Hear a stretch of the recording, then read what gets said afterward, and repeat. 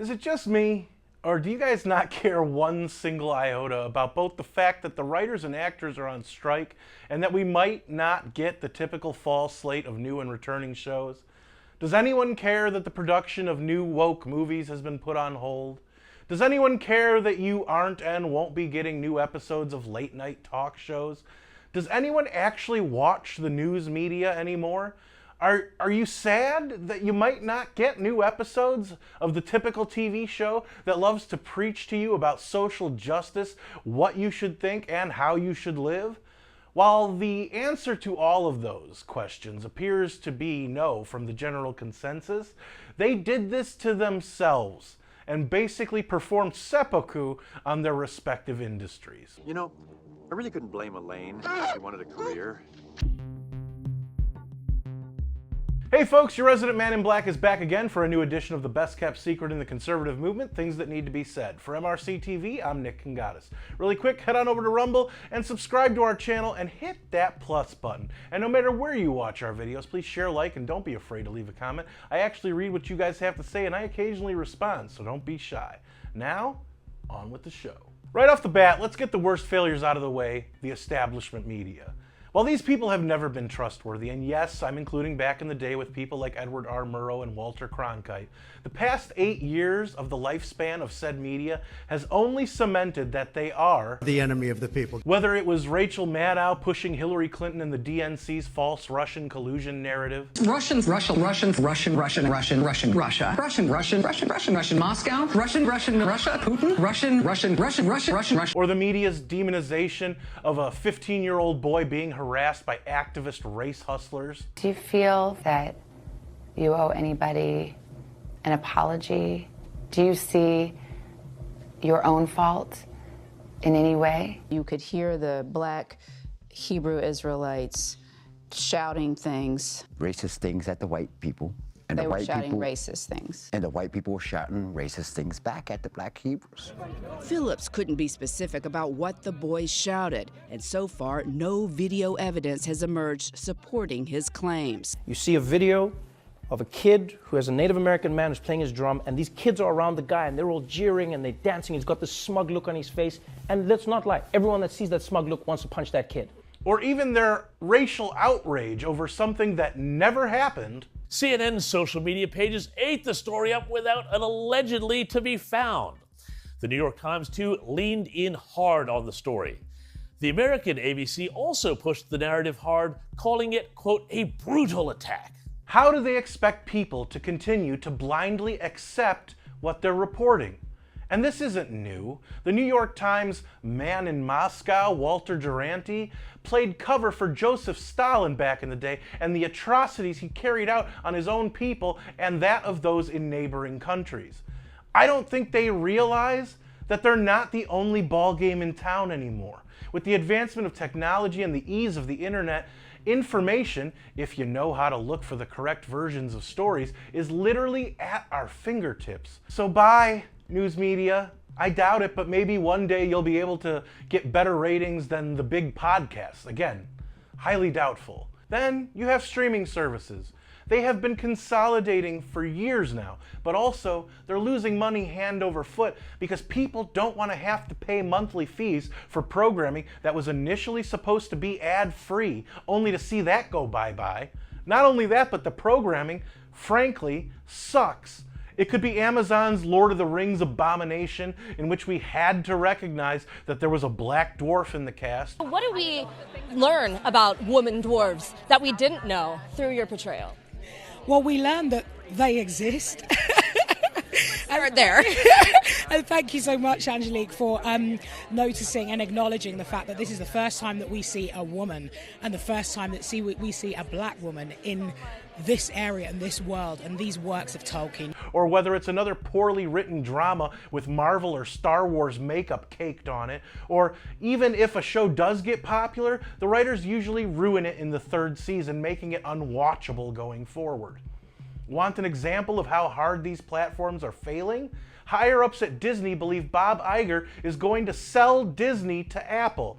And why, you might ask? Quote, Disney recently saw its stock's target price slashed by an analyst who cited the company's numerous problems, including an unprecedented string of box office flops and continued streaming losses that amount to hundreds of millions of dollars a quarter.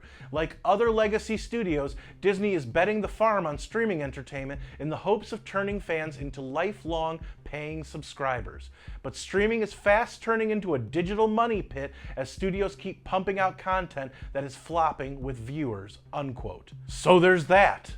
People want to be entertained. They don't want to be preached to. Guys don't want to see yet another show convey how men are either stupid or they're just holding everyone that isn't them back from being their true selves. It's a BlackBerry that flips closed, so no more butt dialing.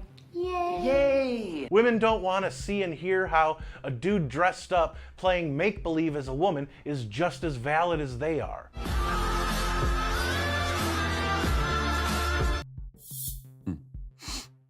So, as you can see, that's it's the offensive lineman with the Detroit Lions that just won the Miss America pageant there. White people don't want to be beaten over the head with how racist they are, and even if they don't mean to or realize it, they need to be aware of their unconscious bias. What exactly are white people superior at? Smelling funky. Letting their egos control their every move. Privilege. Making bland food. Playing the victim. Congratulating themselves over that they're incompetent at, or that should have already been done. They're superior at being dicks. And black people don't want to be preached to by some white liberal woman or trans black woman how they're simply victims and that they need to understand that they can't make their own way in life without the thumb of the man holding them down. I think voter ID laws are a way to perpetuate racism.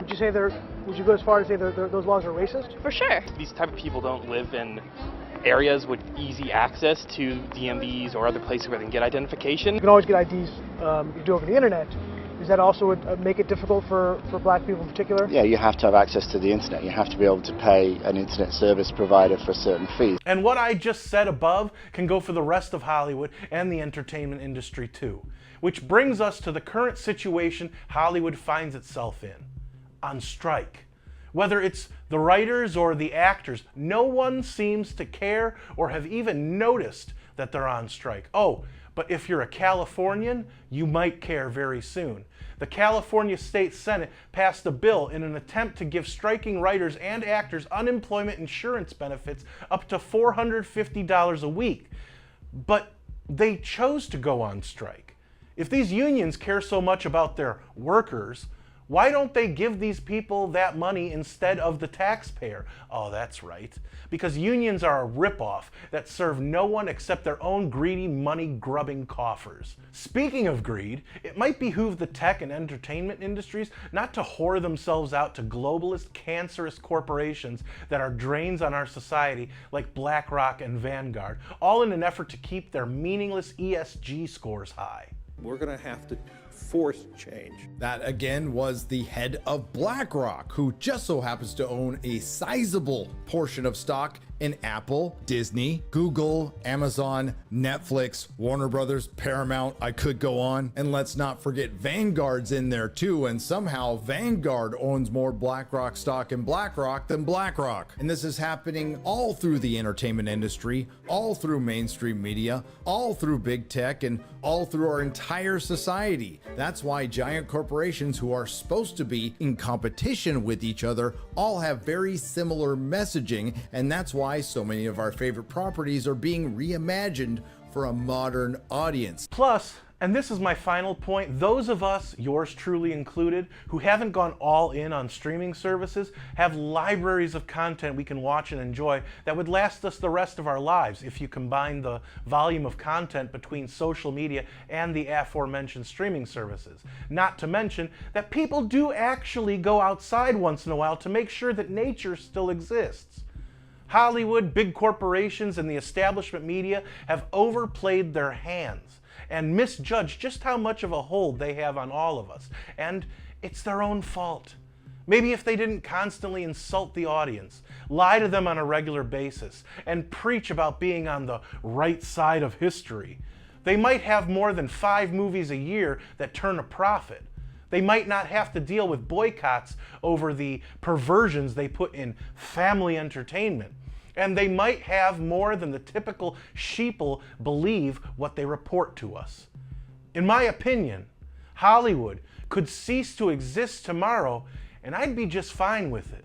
There are no movie stars anymore anyway. Like, there are no movie stars anymore. Like, Anthony Mackie isn't a movie star. The Falcon is a movie star. And that's what's weird. It used to be with Tom Cruise and Will Smith and Stallone and Schwarzenegger. When you went to the movies, you went to go see the Stallone movie. You went to go see the Schwarzenegger movie. Now you go see X-Men. They have so discredited themselves with their entitled thinking that they have jumped the shark and failed to realize that for decades they are the ones that should check their actual privilege of being paid millions to entertain us. The only problem is they forgot how to entertain. So, am I going to be visited by BlackRock's Gestapo or Scientology's agents that protect a portion of Hollywood? Or are these simply things that needed to be said? Let me know what you think in the comments, where I do read most and reply to some. And don't forget to subscribe to our channel on Rumble and hit that like button. If you liked this video, don't forget to share, comment, and give it a thumbs up. Those are the best ways to help these videos reach more people, and it's the best way to let us know you want us to keep these videos coming. Subscribe to our channel and hit that notification bell so that YouTube might actually let you know when MRC-TV comes out with a new video if they haven't censored it or taken it down yet. Like us on Facebook, check out more of our work at MRCTV.org, and if you want to support our content and the conservative movement, head on over to MRC.org/donate to help us out, since we're a nonprofit and couldn't do what we do without all of you. For MRC TV, I'm Nick Kangadis.